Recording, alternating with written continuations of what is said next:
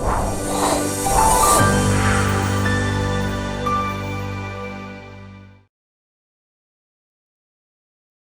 again, everybody. It's Jamie Allison of Big Idea, Big Moves. This is the destination for high performers. We talk to people from different genres, different niches, just people doing really cool things in their space.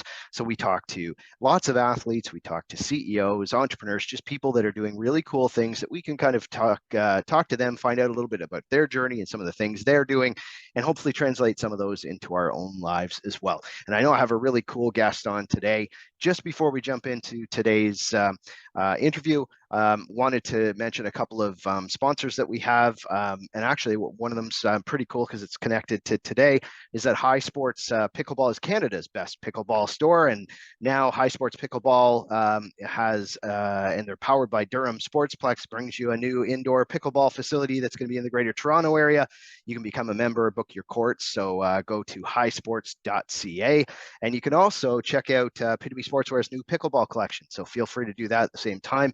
If you go into our Instagram bio, I think you get 20% off. So feel free to check that out there, or go directly to epitomesportswear.com. It's EPITOME sportswear.com. And so today, really cool to have Ben Johns with us today. He's considered by many to be the greatest pickleball player of all time, and he is only, I think, still 23. And he has over 50 titles to his name. He has more Triple Crowns, I think, than any other male in professional pickleball history. He's also an entrepreneur, which is cool for some of our audience as well. He's the co-owner of two businesses, Pickleball Getaways and also Pickleball 360. And pickleball is really a family affair with him. His brother, Collin, is his regular doubles partner, and his sister, Hannah, also works for the tour, and you'll see her as a sideline reporter as well. So, we were talking just before we came on, Ben, that you've probably already had a pretty full day today. So thanks very much for taking the time with us. Really appreciate it. Yeah, thanks for having me, Jamie. Well, one of the things is you've already become such a dominant player, and people know you as that. You started really young. Maybe you can just tell us a little bit about it, because I think that you maybe started in ping pong and tennis and a couple of those things, but how did you kind of get that route into pickleball at the start? Yeah, so I did play tennis and table tennis. I was a hitting partner for a professional tennis player for many years, so I'm not an excellent tennis player myself, but a thorough background in tennis. And I played competitive table tennis for a number of years as well. And as people know, if you know pickleball at all, or maybe you don't, pickleball is kind of in between those two sports in a lot of senses in terms of size and kind of applicable skills. So yeah, it turned out that my background sports really helped a lot in the beginning.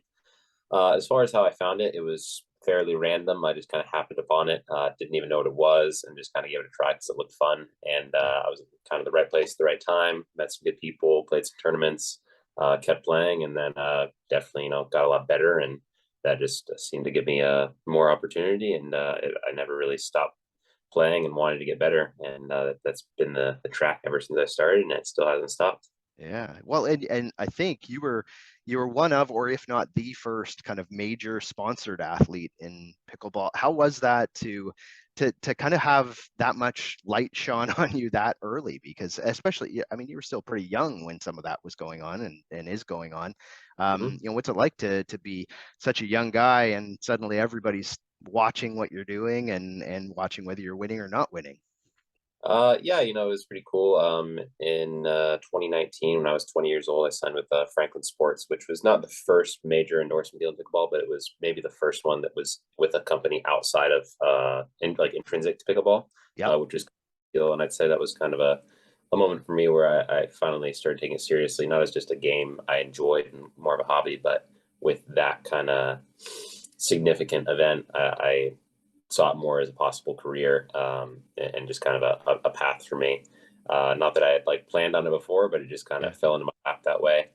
As far as like pressure goes or anything like that, I've never really considered that too much. One, just because if you're in a position where you have pressure on you, I think that's probably a pretty privileged position. So I more value it than fear it. And also, I think I've never been under any delusion of where pickleball is at in its trajectory. It's extremely early. It's a very young sport, and people say it's been around a while. It's 1965, but I'd argue that is still infancy for a sport. Yeah. Very few sports come to true fruition within 50, 60 years. Like if you look at all the other major sports, they've been around for hundreds. And some of them, like tennis, really only started experiencing like their heyday, so to speak, like 80s and onwards or so. So I feel like pickleball is super early. It doesn't have a ton of players yet. And there's a lot of good players, but it's just getting bigger and better. And when a sport is in its infancy, I find it difficult to, really think you're something, right? When you're in kind of a small pool, essentially. So I Yeah. think that helps pressure as well. But you hit on something there that it's growing so fast, I think, right now. And like, have you even, I mean, you don't, you're young still, so you haven't, you aren't an old grizzled veteran or anything, but you've been around long enough that you've probably seen, like, has it felt like it's grown a lot to you in that amount of time? And the other side would be, Oh, do you see the it's great. demographics changing? Like, Yes. because It's most people, all when they hear that, think, oh, it's older people, and it's becoming less and less like that, is it not? No, for sure. I think it's changed in just about every meaningful way. Yeah, At first, it was a sport for old people, and it's not that it's for old people. It's just they were kind of the first ones to pick it up because what I call it is more of a sport for anyone. It's yeah, just a fact that it's one of the few sports that old people can enjoy, so it's one that they picked up on. That doesn't mean it's not for everybody because I don't really consider it for old. I do definitely consider it for everybody, children, um, athletic backgrounds different or no athletic background at all, socioeconomic, it doesn't really matter. It's fairly even across the board in the types of people that enjoy it. There's really nobody that doesn't seem to enjoy it. So that's kind of the unifying thing about pickleball. And it's changed in a ton of ways. Since I got in, we went from a few professional tournaments a year with minimal prize money, minimal fans, minimal players, minimal sponsors, almost no TV, to pretty major TV deals, an enormous amount of fans, a lot of good players now compared to back then. mhm, Some pretty cool sponsors outside of just the sport of pickleball, some non-intrinsic sponsors.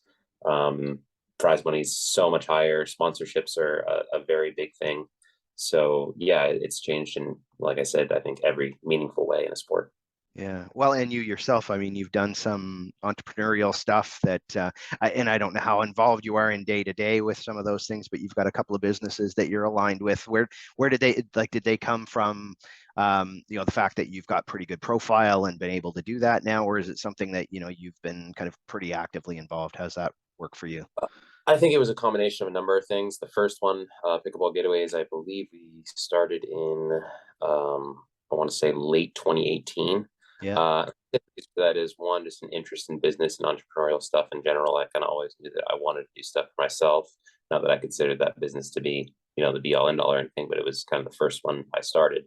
yeah, And it was a good experience and cool, like kind of a why not thing. And it just so happened that kind of my status within pickleball helped that along. sure. Uh, and I think it was kind of a hole in a market that was completely unsaturated.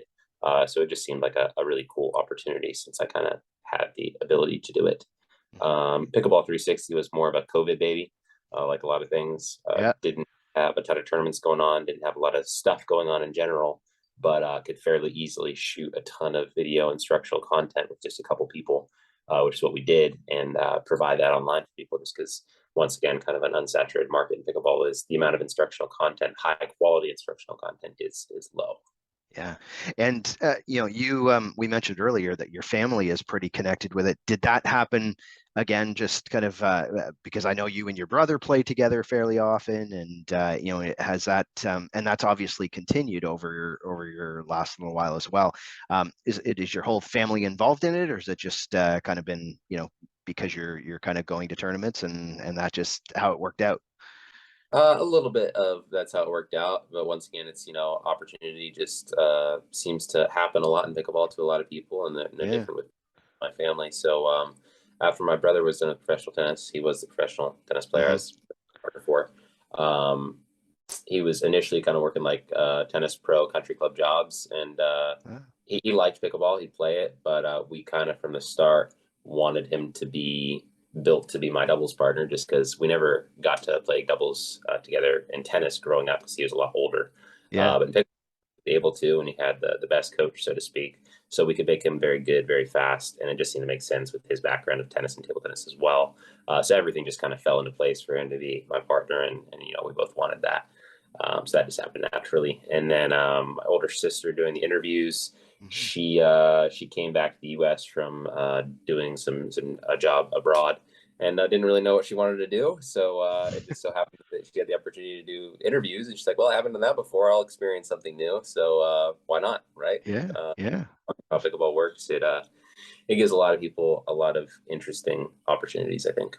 Yeah, yeah. Well, and that's what's going on right now, which is pretty cool that there is lots of opportunity. Um, I guess that's when you were learning the game and kind of going to the level that you are. Um, it is different because it's a newer sport. Did you happen to have did you have any mentors or people that kind of helped you along, or did you have to just kind of go in did you fairly quickly surpass a lot of those people? I guess would be one thing because you went pretty fast into being a pretty darn good player. So. Yeah, it's definitely both. I think I was very fortunate to meet the right people and get some kind of mentor-like role from a couple very important people early along. Yeah. But also, pickleball is a very experimental game. Like nobody truly knows the right way to play, so to speak, Yeah. um, simply because it hasn't been around long enough for people to figure that out. So the game is still changing, even as of now, and it still will for a long time yet, I think. So to continue to be good, you need to continue to adapt and experiment and all that stuff. As for the people that kind of helped initially, I was lucky enough to live near the best women's player and the best men's player when I Yeah. was 1 year in, which was Simone Jardim and Hmm. Kyle Yates. Yep. So I got both of them, and they were both instrumental and both became my doubles partners at one point. So I was just pretty fortunate to So. to be around them at that time. Yeah, for sure.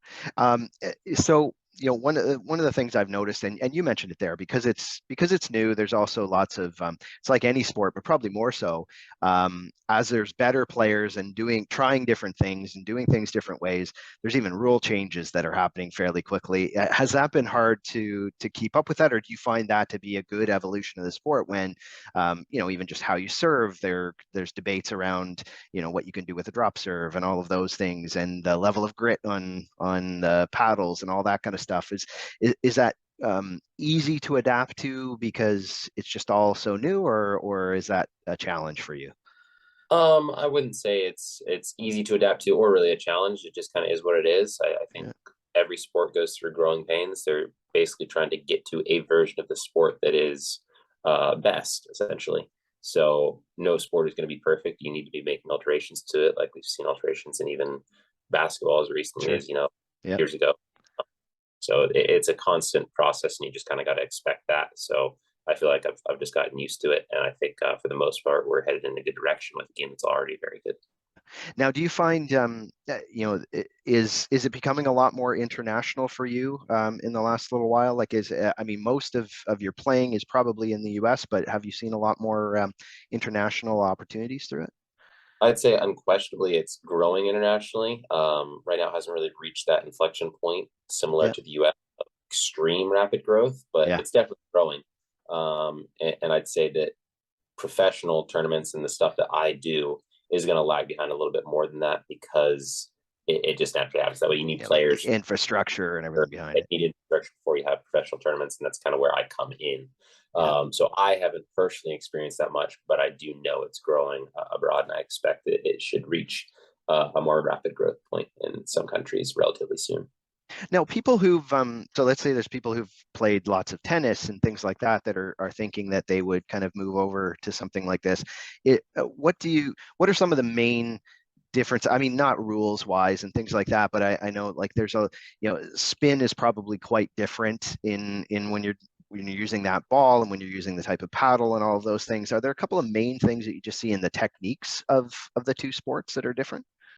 Yeah, I'd say the primary background sport right now has been tennis because there's a large quantity of tennis players in the U.S. Yeah. and pick it up. And it definitely just eye-hand coordination, all that basic ground strokes and coordination and court sense all helps a ton. So the most natural background sport is yes, tennis. The primary differences are basically shot selection. It really comes down to that. So the Yeah. strategy of what to do at what time is the basic idea, and you're going to find that what your instincts tell you to do as a tennis player are often not correct. Yeah. Where you should support is often correct, but you don't really know what to do with it. And mechanically, of course, it's going to change a lot just because the paddle does not grip the ball nearly as much as a tennis racket, because a tennis racket has strings and these are solid paddles.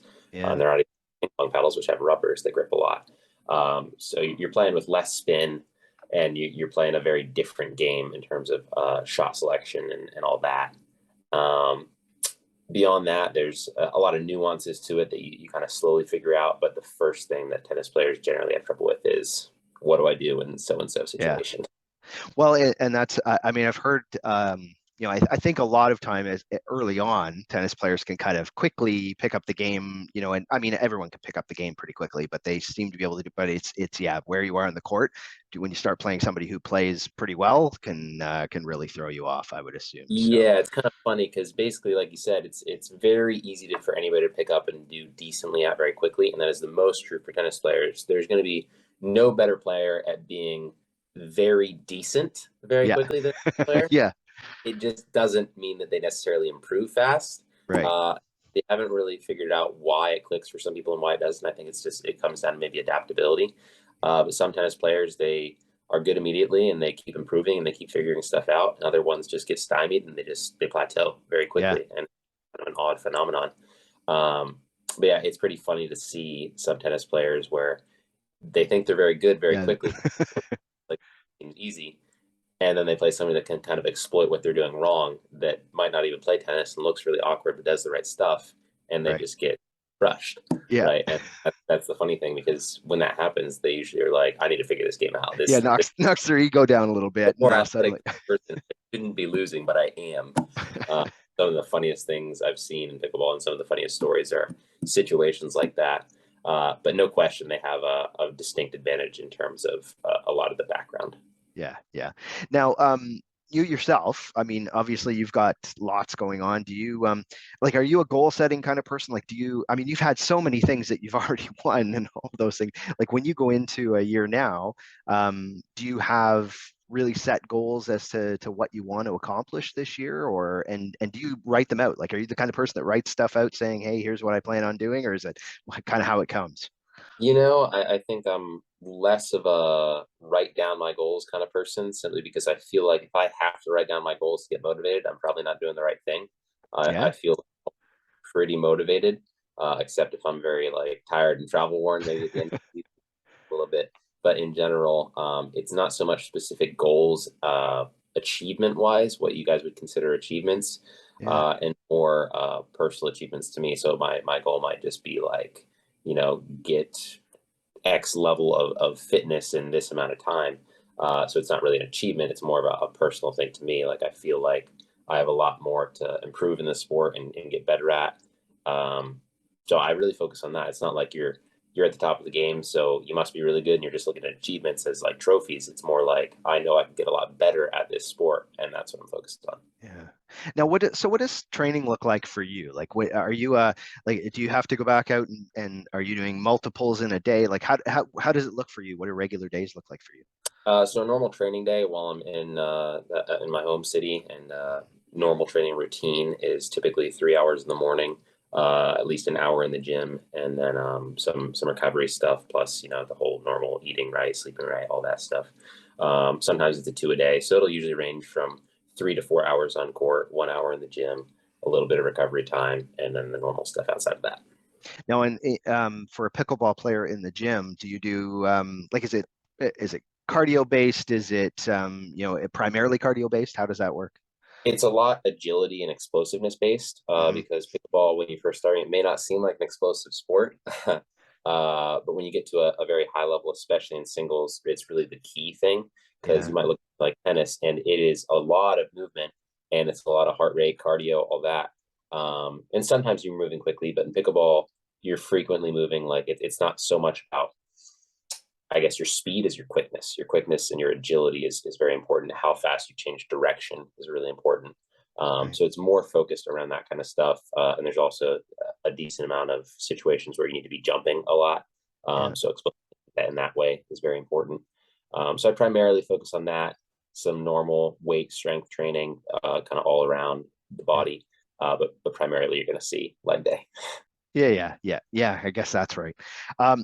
So the other thing is that if when you're going into a season at the start, like how does that set up? Do you have I don't know kind of if it's a build up throughout the year. I know you've got multiple kind of open style things as you go through it. But is there a real build up in the season, or is it just kind of quartered out? How does that work for pickleball for the tour? It looks a little sporadic and a little random at the moment, just because people Yeah, are or is still trying to figure out exactly how they want to schedule stuff, and it's a lot based around what venues are available when are the right. TV networks available, and they kind of want to defer to that, which makes Yeah, the schedule look a little wonky. They're sure. trying to solve right now. It looks like a first half, a summer break, and then a second half. Ah, Um, okay. and next season they're looking to try to make it look more like tennis, where it's a build up to the majors. So they'll Yeah, have like in a year, and it'll be a build up based on quarterly. yeah. Well, and it is important for people to know too that yeah, you are starting to get a lot more high profile TV stuff as well. I mean, just recently there was a big one, on TV as well, and that's got to be exciting when the sport starts to kind of get that type of exposure. And you're one of those ones that they really promote. Does it feel like you're starting to see a lot more kind of publicity coming your way because of that? Yeah, I'd say it's kind of a slow build. Going from the TV to the direct publicity is not instantaneous. It needs Yeah, to get its feet wet, so to speak. That still needs to happen more.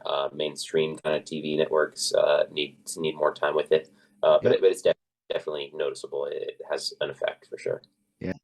When what we ask every guest, Ben, is that is to try to see if there's a couple of things people could take away. And today, especially, there are lots of people that are listening and thinking, "Wow, this is great because this is Ben Johnson." Everybody's like completely all in on that. I know there's lots of people who are excited to know that I was going to be talking to you today. But the other side is there might be a lot of people that are have maybe just recently saw something on TV, have really started to see kind of how big this sport is getting so quickly. Um, what are some of the best ways that if someone wants to kind of get exposed to pickleball, kind of understand the rules, things like that? Do you have a couple of tips on how best to kind of connect into the sport? Yeah, I mean, I'd first say that it's an incredibly welcoming community. Like everybody just seems to want to kind of spread their love of pickleball to other people. Yeah, So as long as you find courts and people that play, you'll almost always be able to find somebody that's like, yeah, I want to teach you how to play. I want you to love this game like I do. yeah, So your first step would probably just be looking up courts, a local ambassador. Those are pretty easy to find. I'd start there, and really you're going to have enough fun to where it'll naturally lead into other things. And it's also a tight community in that everybody kind of knows what's going on. They're like, oh, you should go to this tournament, or you should play this, or come to this social. It's very easy to get involved in the pickleball world. It kind of just sucks you in. and I think the other thing would be pickleball 360 is probably a great thing to connect in with, and maybe get some instruction from that as well. Is that right? Yeah, sure. Yeah, we have pretty much every level of instruction. So if you're new and you just want the basics, it's got that. And if you're all the way up to almost a professional player, there's even videos on that. So you can really find anything you want that's good for getting better at the sport, essentially. Awesome. Okay. So if people are wanting to follow you and some of the things that you're doing, what are the best ways of doing that, Ben? Instagram is the primary one, Ben Johns underscore PB for Yeah. pickleball. And also I'm on TikTok these days. That's what all the cool Ah, kids. nice. So yeah, same name, putting out content on there. So those are the primary two. All right. What we'll do as well is we'll put in the show notes, we'll put the links through to those too. So make sure that you check those out. Make sure that you watch, there's videos all over the place right now. I mean, the other thing is places like the kitchen and all those great things. There are some awesome videos just to see how great Ben really is as well, because there's some really cool stuff to see there. So definitely take a look at it. And if you haven't hit subscribe on the podcast, do that right now. We have great people every week, just like Ben. And again, I know you've had some busy days lately, but thanks very much for taking the time with us, Ben. Really appreciate it. No problem. Thanks for having me. And everybody else, we will talk again on Big Idea, Big Moves.